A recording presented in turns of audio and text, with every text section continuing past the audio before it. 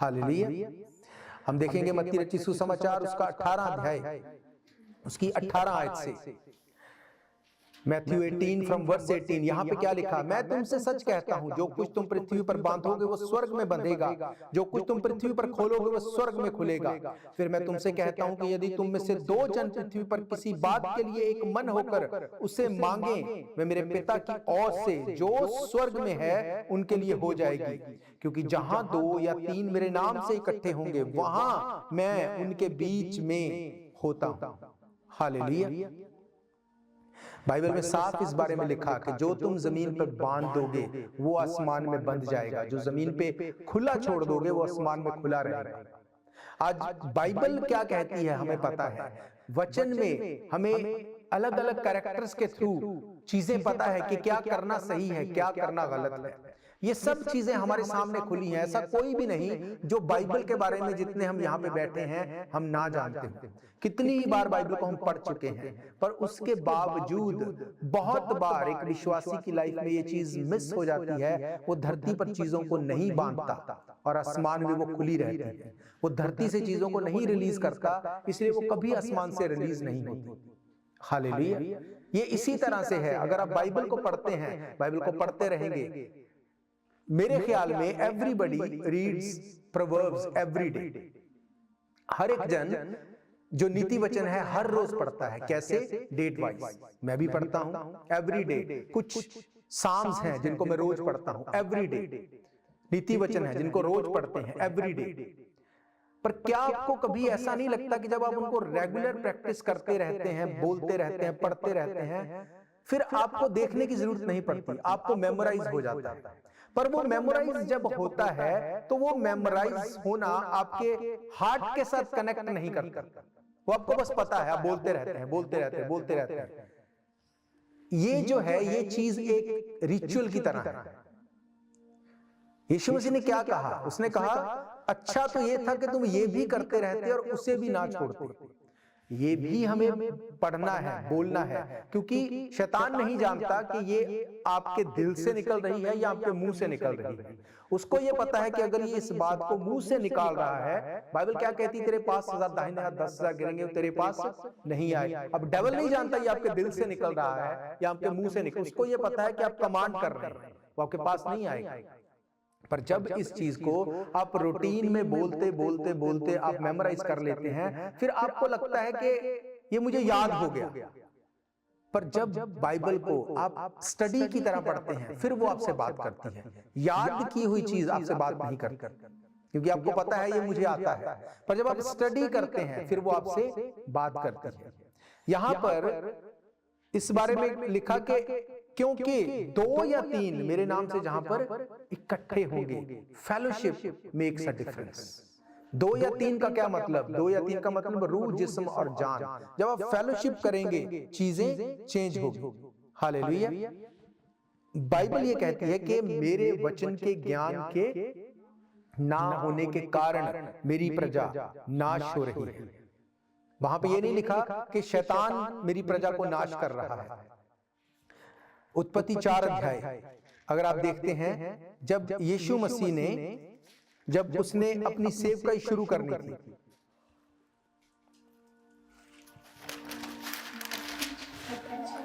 Sorry Matthew not genesis, Matthew 4 अध्याय जब यीशु मसीह ने अपनी सेवकाई शुरू करनी थी, बाइबल कहती है उससे पहले शैतान ने उसकी परीक्षा की। क्या लिखा यहाँ पे? तब आत्मा यीशु को जंगल में ले गया ताकि इब्लीस से उसकी परीक्षा हो। वे 40 दिन 40 रात निराहार रहा। उसे भूख लगी परखने के लिए। जब तब परखने वाले ने पास आकर उससे कहा, यदि तू परमेश्वर का पुत्र है तो कह दे ये पत्थर रोटियां बन जाएं। यीशु ने उत्तर दिया, लिखा है मनुष्य केवल रोटी ही से नहीं पर हर एक वो वचन जो परमेश्वर के मुख से निकलता है जीवित रहेगा। तब इब्लीस ने पवित्र नगर में ले जाकर मंदिर के कमूरे पर खड़ा किया और उससे कहा, यदि तू परमेश्वर का पुत्र है अपने आप को नीचे गिरा दे, क्योंकि लिखा है तेरे विषय में अपने स्वर्गदूतों को वो आज्ञा देगा, वे तुझे हाथों हाथ उठा लेंगे, कहीं तेरे पांव में पत्थर से ठेस ना लगे।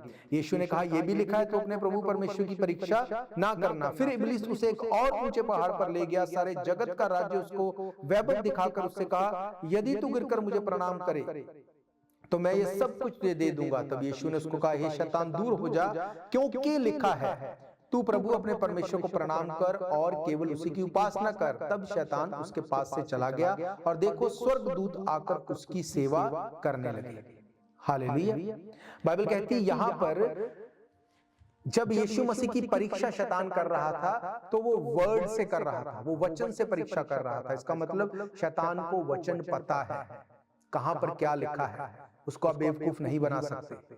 उसको पता है वचन क्या कहता है। वो बार बार यीशु मसीह को वचन में से उसको बता रहा था। यीशु मसीह के पास शैतान से कहीं ज्यादा वचन की नॉलेज है। क्यों? क्योंकि वो खुद वचन है। हालेलुया। पहली चीज जो परमेश्वर के साथ हमें बढ़ाती है वो है वचन का ज्ञान। जो हमारे रिलेशन को स्ट्रांग करती है वो वचन की डीप स्टडी है। जब आप वचन को पढ़ते हैं, वचन को खाते हैं। अब पुराने नियम में देखो, जब परमेश्वर ने अपने नबियों से बात की, उसने कहा इस वचन को खा ले और पचा ले, क्योंकि जरूरत पड़ने पर ये तुझे तेरे बीच में से ये निकलेगा, ये काम करेगा। हालेलुया। यीशु मसीह के पास वचन की पूरी नॉलेज थी। अब देखो शैतान के पास भी वचन की पूरी नॉलेज है। एक व्यक्ति के पास अगर वचन की नॉलेज है, क्या वो गिर सकता है? यस, वो गिर सकता है, क्योंकि शैतान गिरा, उसके पास वचन की पूरी नॉलेज थी, इसीलिए वो गिर गया। अगर यीशु मसीह को आके जब उसने बोला, उसने क्या कहा? उसने कहा वे तेरे विषय में अपने स्वर्गदूतों को आज्ञा देगा, वे तुझे हाथों हाथ उठा लेंगे, तेरे पांव में पत्थर से ठेस ना लगे। जब ये बात यीशु मसीह को उसने वचन में से कही, तो यीशु मसीह अगर सिर्फ उसके पास वचन का ज्ञान होता तो वो क्या बोलता? वो बोलता, हाँ तेरी बात तो ठीक है, तू बोल तो ठीक रहा है, लिखा तो है और मेरे ही बारे में लिखा है और मैं ही परमेश्वर का पुत्र हूं। अब छलांग लगा के तुझे साबित करके दिखा भी दूंगा तो कोई फर्क नहीं है, तुझे मैं शर्मिंदा कर दूंगा 1 मिनट में, क्योंकि मेरे वचन में लिखा है। वो इस बात को बोल सकता था अगर उसके पास सिर्फ वर्ड ऑफ गॉड की नॉलेज होती। पर इसके साथ साथ उसके पास क्या था? उसके पास आत्माओं को परखने की सामर्थ्य थी, डिजर्निंग स्पिरिट। वो समझता था कि कौन सी आत्मा परमेश्वर की ओर से है, कौन सी आत्मा परमेश्वर की ओर से नहीं है। पहला यूहन्ना 4 अध्याय उसकी 1 आयत को पढ़ते हैं। 1 जॉन चैप्टर 4 फ्रॉम वर्स 1। यहां पे लिखा है, हे प्रियो, हर एक आत्मा की प्रतीत ना करो, वरन आत्माओं को परखो कि वे परमेश्वर की ओर से हैं या नहीं, क्योंकि बहुत से झूठे भविष्यद्वक्ता जगत से में निकल खड़े हुए हैं। हालेलुया। अगर यीशु मसीह के पास सिर्फ वर्ड ऑफ गॉड की नॉलेज होती, अगर उसके पास डिजर्निंग स्पिरिट ना होती, तो वो बोलता कि हाँ तू ठीक बोल रहा है, क्योंकि मेरे वचन में लिखा है और वचन कभी झूठा नहीं होता। अगर मैं छलांग लगाऊंगा तो मुझे कुछ नहीं होगा। यीशु मसीह को कुछ नहीं होता अगर वो लगा भी देता। पर बात यह है कि वो शैतान को ये साबित नहीं करना चाहता था कि मैं परमेश्वर का पुत्र हूं या नहीं, क्योंकि शैतान जानता था, वो उसको वचन में से ही फंसा रहा था कि वचन में ये लिखा है, तू वचन के बीच में ही फंस जा। आज सेम चीज शैतान लोगों को फंसाता है कि वचन में तो लिखा है कि ये तू पाप थोड़ी कर रहा है, ये ऐसे थोड़ी है। देखो बाइबल क्या कहती है कि वचन 2 धारी तलवार है, वो दोनों तरह से काम करता है। अगर आप परमेश्वर के लिए कुछ करते हैं, परमेश्वर कहता है कि जब तुम मेरे भवन में आओ खाली हाथ ना आओ। Again it's not only about money, ये पैसे के लिए नहीं है। जब आप आते हैं क्या आप रिजॉयसफुली आते हैं? क्या आप इस माइंडसेट से आते हैं कि मैं खुश हूं आज मुझे परमेश्वर के भवन में जाना है? अगर ऐसा आप परमेश्वर के सामने जाते हैं और आप कुछ ऐसी चीजों को डिनाई करते हैं कि मुझे ये नहीं करनी, और शैतान आपको बोलेगा ये भी तो परमेश्वर नहीं दिया, क्योंकि वो भी सही है। पर अगर आपके दिमाग में डिजर्निंग स्पिरिट आपको परमेश्वर ने नहीं दी, आप चीजों में फंस जाएंगे। हालेलुया। बहुत बार ऐसी चीजें होती हैं जो वचन के अकॉर्डिंग आपको सही लगती हैं, पुराने नियम में एक जगह के ऊपर लिखा, एक नबी को परमेश्वर ने कहा कि तू जा उस राजा के खिलाफ जो मेरे लोगों को तंग करता है, उसको जाके बोल के जो तू कर रहा है, तू गलत कर रहा है, परमेश्वर तुझे दंड देगा। उसने कहा जब तू जाएगा, जब तू वापस आएगा, किसी से बात मत करना, किसी से कुछ लेके खाना नहीं, किसी के साथ कोई कुछ नहीं करना, बस तू जाएगा, अपने काम करेगा, वापस आ जाएगा। वो गया, उसने उन चीजों को बताया उस राजा को, सब आप जानते हैं, उसको उसने रियलाइज हुआ। जब वो वापस आ रहा था तो एक और नबी ने उसको बोला कि मुझे परमेश्वर ने बोला है कि आज रात तू मेरे साथ रहेगा, तू मेरे साथ खाना खाएगा और फिर उसके बाद जाएगा। उसने 1 मिनट नहीं लगाया, उसने बोला ठीक है, क्योंकि उसको परमेश्वर ने बोला था कि भाई तू मत रुकना, तू मत जाना, पर नबी ने आके बोला। इसका मतलब उसको वचन में से ही वो फंस गया कि ये तो परमेश्वर की ओर से ही है, नबी भी तो परमेश्वर की ओर से ही है। बाइबल बताती जब वो जा रहा था, एक शेर आया, शेर ने उस गधे को छोड़कर इसको फाड़ दिया। अगर आपके पास डिजर्निंग स्पिरिट नहीं है तो चीजें खराब कर सकता है डेविल। वो आपके सामने राइट अवे चीजों को खराब तरीके से नहीं दिखाएगा। अगर आपके सामने आपको मैं बोलूं अच्छा तुम एप्पल खाओ, ये मेरे पास सेब पड़े हैं, सेब को खाओ। एक सेब है जो सामने से बिल्कुल साफ दिखता है पर पीछे से सड़ा हुआ है, एक सेब जो है वो सामने से गला हुआ है, पीछे से सही है। आप कौन सा उठाएंगे? जो सामने से अच्छा लगता है, आपको लगेगा ये सही है, इसको मैं उठा लूं, भले ही वो पीछे से खराब हो। आपको जो दिखता है आप उसको ले लेंगे।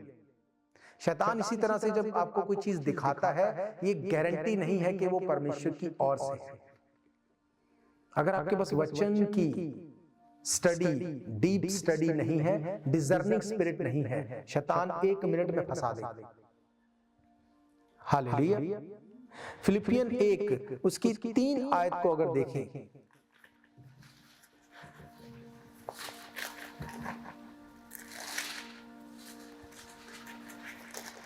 फिलिपियन 1 उसकी 3 आयत से यहां पे क्या लिखा, मैं जब जब तुम्हें स्मरण करता हूं तब तब अपने परमेश्वर का धन्यवाद करता हूं, और जब कभी तुम सब के लिए विनती करता हूं तो सदा आनंद के साथ विनती करता हूं, इसलिए कि तुम पहले दिन से लेकर आज तक सुसमाचार फैलाने में मेरे सहभागी रहे हो। मुझे इस बात का भरोसा है जिसने तुम में अच्छा काम आरंभ किया है वही उसे यीशु के दिन तक पूरा करेगा। उचित है कि मैं तुम सब के लिए ऐसा ही विचार करूं, क्योंकि तुम मेरे मन में आ बसे हो और मेरी कैद में और सुसमाचार के लिए उत्तर और प्रमाण देने के लिए तुम सब मेरे साथ अनुग्रह में सहभागी हो।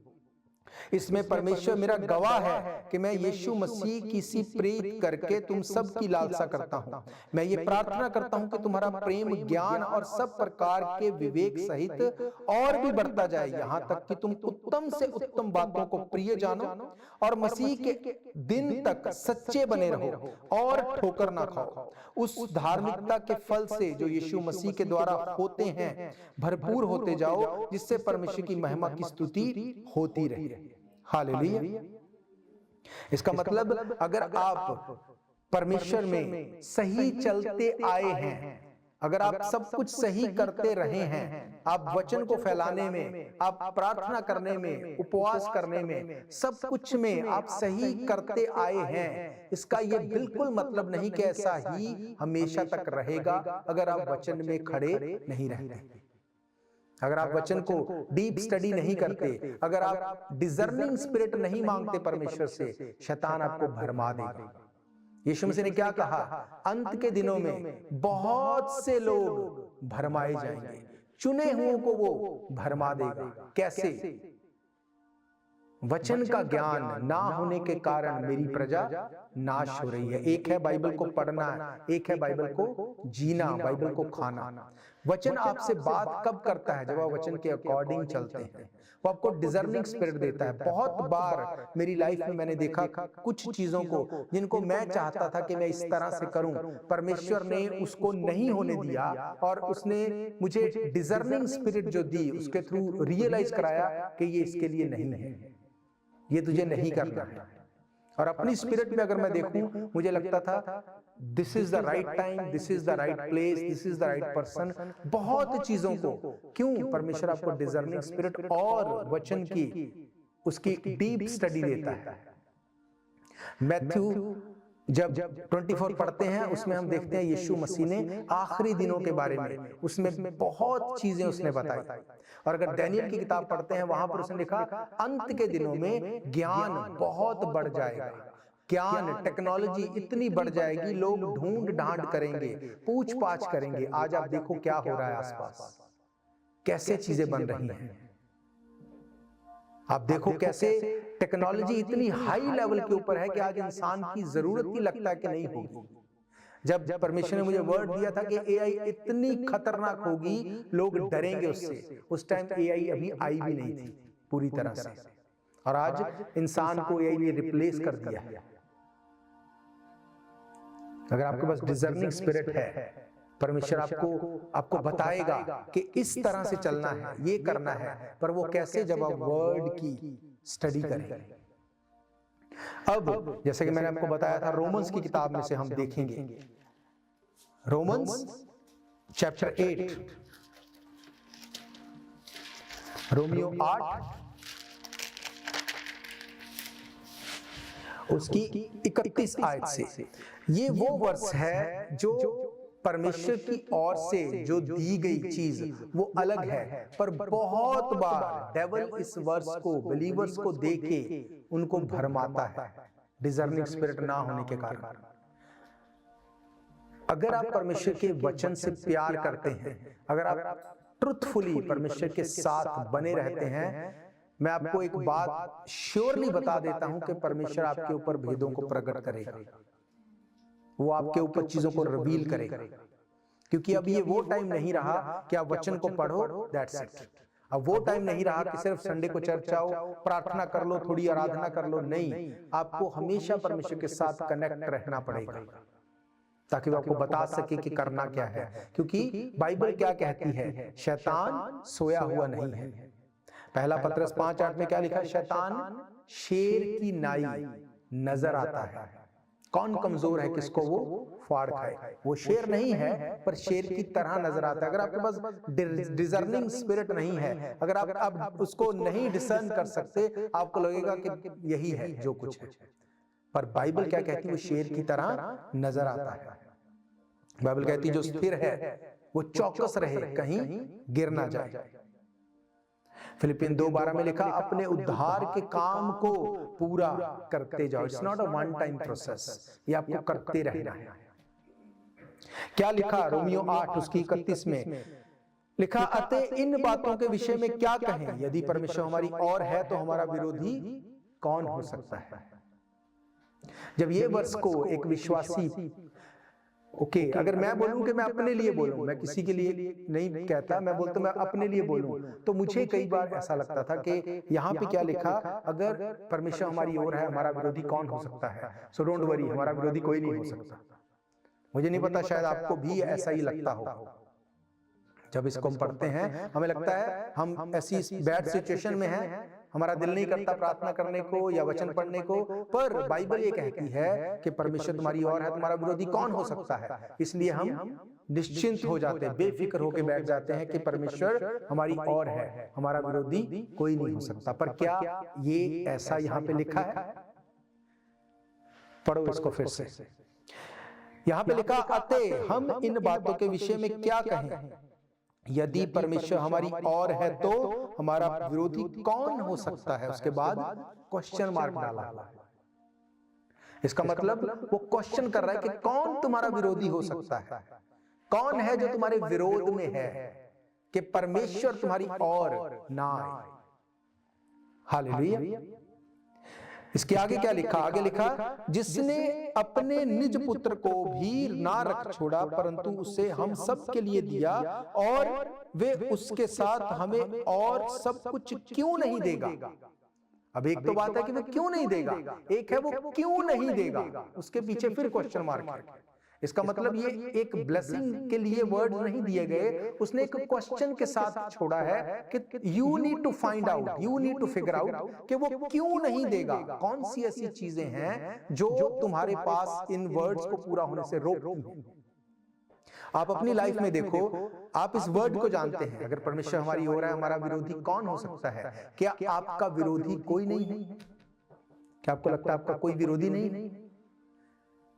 विरोधी का मतलब आपका फाइनेंस हो सकता है, आपकी सेहत हो सकती है, आपकी फैमिली हो सकती है, कुछ भी जो आपको लगता है कि ये मेरी अगेंस्ट है, ये चीज मेरे हालात हैं। क्या ऐसा कोई भी है जिसके अगेंस्ट में कुछ भी नहीं है? नहीं, ऐसा नहीं है। फिर उसके आगे 33 आयत में लिखा, परमेश्वर के चुने हुओं पर दोष कौन लगाएगा? फिर क्वेश्चन मार्क है वहां। इसका मतलब वो ये नहीं बोल रहा कि कौन दोष लगाएगा, उसने कहा कौन दोष लगाएगा, क्वेश्चन मार्क है। You need to figure it out, तुमको इस बात को देखना है। फिर लिखा, परमेश्वर ही है जो उनको धर्मी ठहराने वाला है। यहां पर क्वेश्चन मार्क नहीं है। जब इसको आप ध्यान से पढ़ते हैं, जब 33 आयत को उसकी बी पार्ट को वहां पे लिखा है, परमेश्वर ही है जो उसको धर्मी ठहराने वाला। अगर यहां पे क्वेश्चन मार्क होता तो ये क्वेश्चन मार्क यीशु मसीह के ऊपर आए थे, क्या परमेश्वर ही धर्मी ठहराएगा? इसलिए यहां पे कोई क्वेश्चन मार्क नहीं है। यहां पे सीधा उसने लिखा है कि परमेश्वर ही है जो उनको धर्मी ठहराने वाला है। फिर कौन है जो दंड की आज्ञा देगा? फिर क्वेश्चन मार्क है वहां। अब दंड की आज्ञा कौन देगा? अगर आप देखें, दंड की आज्ञा देने वाला कौन है?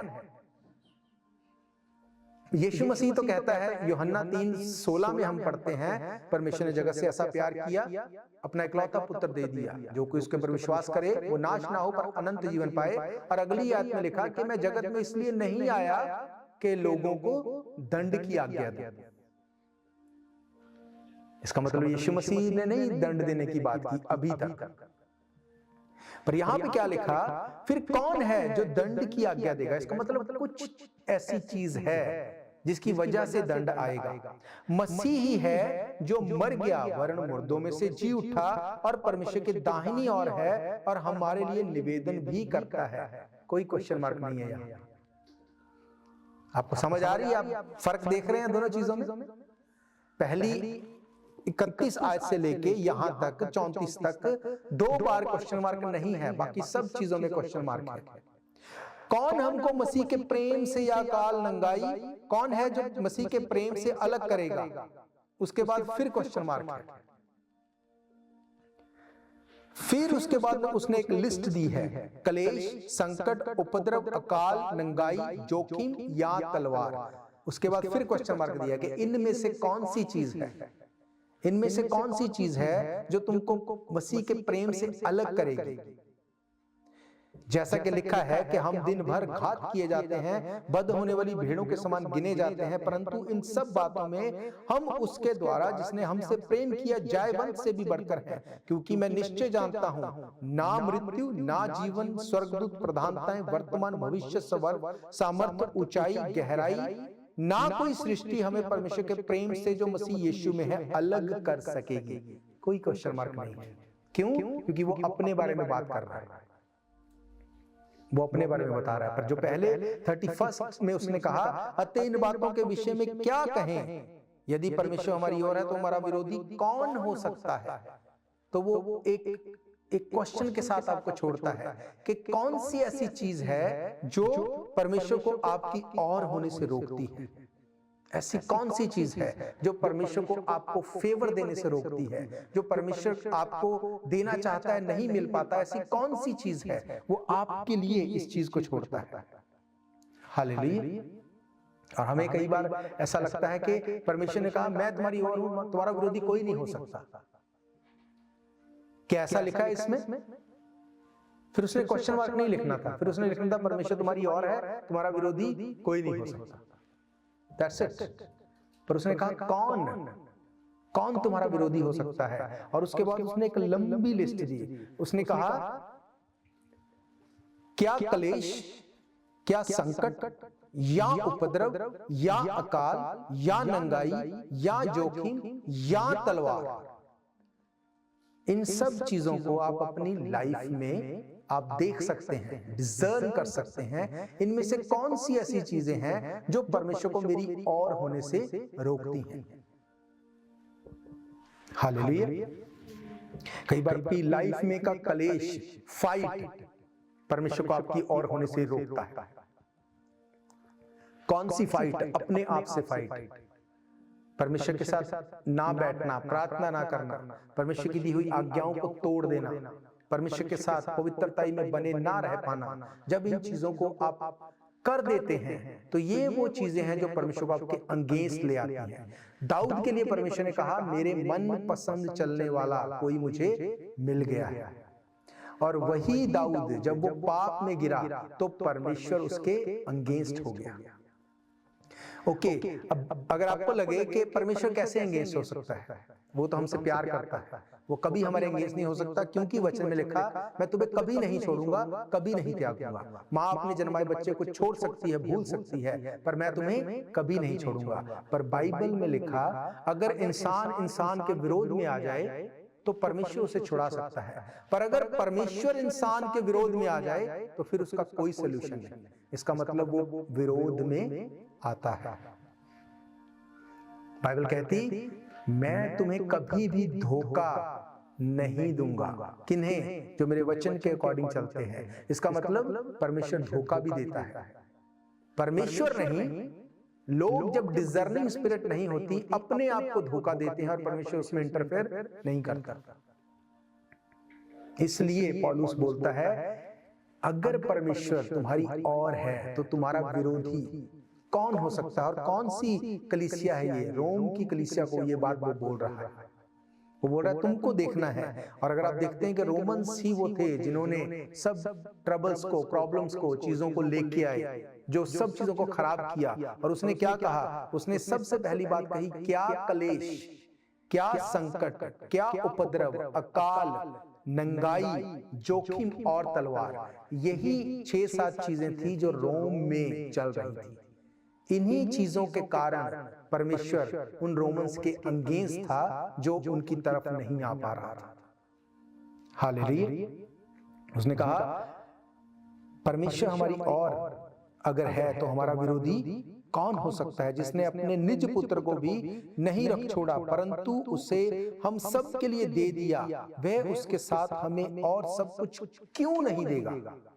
क्योंकि अगर तुम में कलेश होंगे, संकट होंगे, उपद्रव होंगे, अकाल, नंगाई, जोखिम, तलवार, ये सब चीजें तुम में होंगी, तब परमेश्वर तुम्हारी ओर नहीं हो सकता।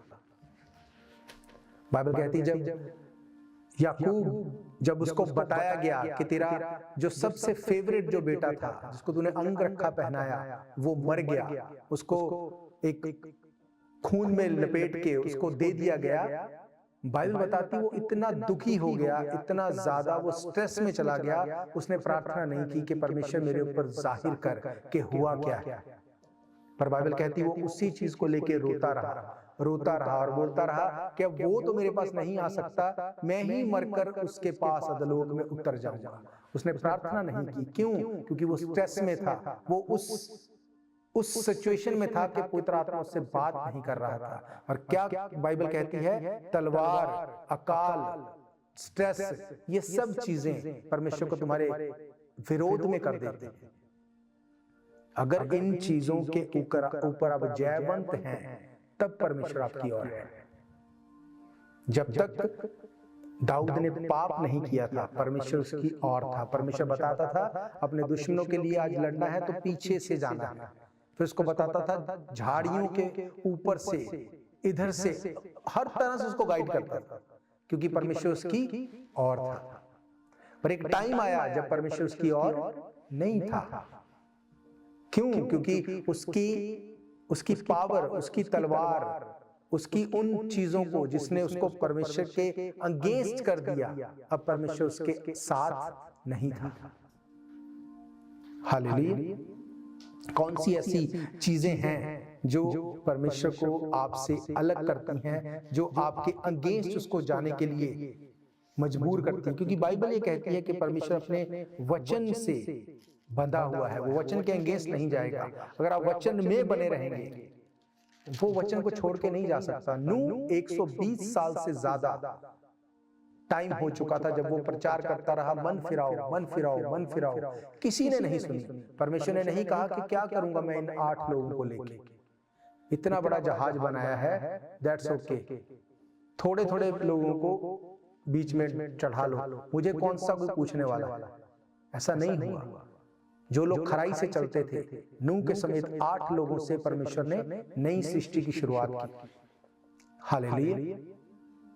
भजन संहिता 139 अगर आप देखते हैं, साम 139 उसकी पहली कुछ आयतों को यहाँ पे क्या लिखा, यहोवा तूने मुझे जांच कर जान लिया है, तू मेरा उठना बैठना जानता है, मेरे विचार को दूर ही से समझ लेता है, मेरे चलने और लेटने की तू भली भांति छानबीन करता है, तू मेरे पूरे चाल चलन का भेद जानता है। हे यहोवा, मेरे मुंह में ऐसी कोई बात नहीं जिसे तू पूरी रीति से ना जानता हो। दाऊद बोलता है, find me and search me O God, तू फाइंड कर कि ऐसी कौन सी चीज है मुझ में, मुझे डिजर्निंग स्पिरिट दे ताकि मैं उन चीजों से अलग रह सकूं।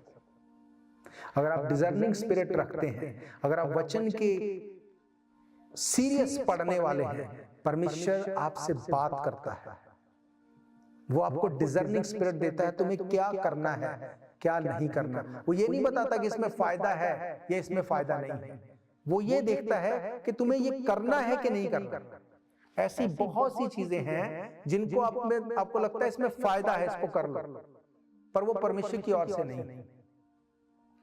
बहुत साल पहले यहां पर चर्च में एक ऐसा कपल आया जिसने बहुत अच्छे से उसने मतलब दिखाया कि हम बहुत लाइक करते हैं आप लोगों को। यहाँ पे आके उसने मेरे साथ थोड़ा जैसे रिलेशन बनाने की उसने ट्राई की कि हम बड़े आपके साथ यहाँ पे आएंगे करेंगे, पर मुझे अंदर से पीस नहीं था कि ठीक है तुम चर्च में आ रहे हो अच्छा है, पर एक अंदर से पीस होता ना, वो नहीं था।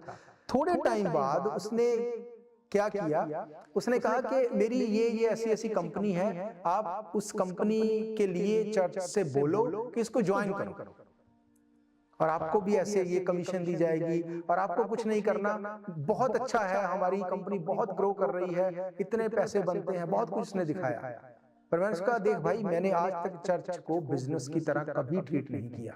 हम वॉलंटियर हैं, हम परमेश्वर का काम करते हैं, अगर हमें पैसे की जरूरत है परमेश्वर अरेंज कर देगा, पर मुझे किसी को ऐसे नहीं बोलना कि भाई तू इस चीज को ले, इसको कर तो हमें पैसे मिलेंगे, मुझे ये नहीं करना, हम इन चीजों से अलग हैं।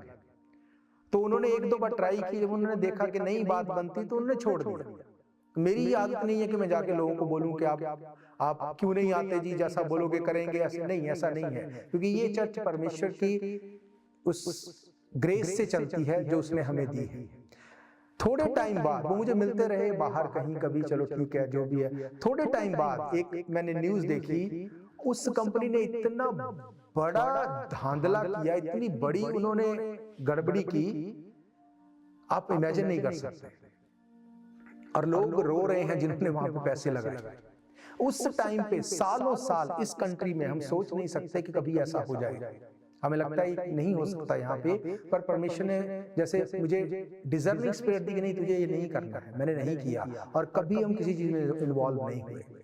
और अगर हम उसकी बात को सुन के फेथ करके कि चलो नए लोग हैं उनको बुरा ना लग जाए, अगर उसमें चले जाते, आप लोग पैसे इन्वेस्ट कर देते, तो क्या होता है। ये परमेश्वर आपको गाइड करता है कि तुम्हें क्या करना है क्या नहीं करना है, और कोई सोच नहीं सकता था कि ऐसा कभी भी होगा, क्योंकि आज तक ऐसा नहीं हुआ था। पर अभी थोड़ी देर पहले हमने उस न्यूज को सुना, कितने बिलियन डॉलर्स के लिए उन्होंने उनके ऊपर पेनल्टी लगी और उन्होंने बोला कि हम एग्री हैं। अब हर एक व्यक्ति उसको नहीं ले सकता, जो लोग बहुत अग्रेसिव होंगे, ज्यादा इन्वेस्ट किया होगा, वो लोग देखेंगे क्या करना है क्या नहीं करना। पर अगर आपसे 2-4 हजार डॉलर लेके वो ऐसा कुछ कर दे तो आप नहीं जाएंगे अपने काम को छोड़ के, अपनी चीजों को छोड़ के। फिर आपके मन में आएगा कि चर्च से ये बात हो गई, जबकि चर्च को उससे कोई लेना देना नहीं। जब आपके पास डिजर्निंग स्पिरिट है, वचन को प्यार करने के लिए, वचन के साथ बैठने के लिए आप तैयार हैं, परमेश्वर चीजों को सॉर्ट आउट करता है। दाऊद ने पाप तो किया, पर बाइबल कहती है उसने कहा तू मुझे जांच, find me and search me O God, तू मेरा उठना बैठना चलना फिरना जांचता है। उसने कहा तू मेरे ख्याल को दूर ही से समझ लेता है।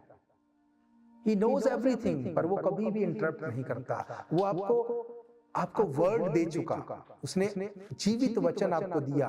अब इस वचन को आप कितना पढ़ते हैं, कितना इसमें से आप सीखते हैं, कितना आप अग्रेसर हैं इसमें घुस जाने के लिए, ये आपके ऊपर डिपेंड करता है। परमेश्वर आपसे कभी कभी आपको छोड़ देता है, आप बस पढ़ते जाते हैं, कुछ नहीं मिलता। पर कई बार आप सिर्फ बैठते हैं और परमेश्वर आपसे बात करने लगता है। क्यों? क्योंकि वो ऐसा नहीं है कि वो आपकी वन टाइम आपकी मेहनत को देखता है, वो इस बात को जानता है कि एक्चुअली में ये कौन है, एक्चुअली में इसकी नेचर कैसी है, इसका रिलेशन मेरे साथ क्या है। हालेलुया। उसने कहा संकट के दिन मुझे पुकार, मैं तेरी सुन के तेरी दुहाई का उत्तर दूंगा। संकट के दिन मुझे पुकार। अब सिर्फ संकट के दिन पुकार ऐसा नहीं लिखा। अगर आप रोज उसके साथ बैठते हैं, वो टफ टाइम में वो आपके साथ खड़ा हो जाएगा। पर अगर आपको सिर्फ पुकारना ही तब है जब प्रॉब्लम आ गई, तो शायद वो मिस कर दे। बाइबल कहती है अगर परमेश्वर तुम्हारी ओर है, तुम्हारा विरोधी कौन हो सकता है। आई वॉज अमेज्ड कि परमेश्वर, मैंने कभी इसको ऐसे नहीं देखा। पौलुस ने बताया कि ये चीजें हैं जो तुम्हारे विरोध में परमेश्वर को ले आएंगी। तुम्हें देखना है कि तुमको परमेश्वर को विरोध में रखना है या परमेश्वर के साथ रहना है। मैंने आपको एक पूरी लिस्ट बताई थी कि कौन सी वो चीजें हैं जिनको परमेश्वर नहीं करता, नहीं कर सकता। जब आप जानते हैं, बाइबल कहती है कि परमेश्वर ये चीज नहीं करता, वो इनको लाइक नहीं करता, और आप वो करेंगे, तो क्या परमेश्वर आपके साथ होगा? वचन तो फिर भी वहीं पे होगा कि अगर परमेश्वर हमारी ओर है, हमारा विरोधी कौन हो सकता है। पर उसने कहा ये चीजें लिखी गई हैं, अगर ये चीजें तेरे साथ हैं तो परमेश्वर तेरी ओर नहीं हो सकता। पर अगर इन चीजों का तेरे साथ कोई लेना देना नहीं, तो परमेश्वर तेरी ओर है और तेरा विरोधी कोई नहीं हो सकता। हालेलुया। 5 आयत में लिखा, तूने मुझे आगे पीछे से घेर रखा है और अपना हाथ मुझ पर रखे रहता है। ये ज्ञान मेरे लिए बहुत कठिन है, ये गंभीर और मेरी समझ से बाहर है। मैं तेरे आत्मा से भागकर किधर जाऊं, तेरे सामने से किधर भागूं। यदि आकाश पर चढ़ जाऊं तो वहां भी तू है, यदि मेरा बिछौना अधोलोक में मैं बिछाऊं तो वहां भी तू है। यदि मैं भोर की किरणों पर चढ़कर समुद्र के पार चला जाऊं तो वहां भी तू अपने हाथों से मेरी अगुवाई करेगा और अपने दाहिने हाथ से मुझे पकड़े रखेगा। यदि मैं कहूं अंधकार, मैं तो अंधकार में छिप जाऊंगा और मेरे चारों ओर का उजाला रात का अंधेरा हो जाएगा, तो भी अंधकार तुझसे ना छिपाएगा। रात तो दिन के तुल्य प्रकाश देगी, क्योंकि तेरे लिए अंधकार उजाला दोनों एक समान है। हे मेरे मन का स्वामी तो तू ही है, तूने मुझे माता के गर्भ में रचा। मैं तेरा धन्यवाद करूंगा, इसलिए कि मैं भयानक और अद्भुत रीति से रचा गया।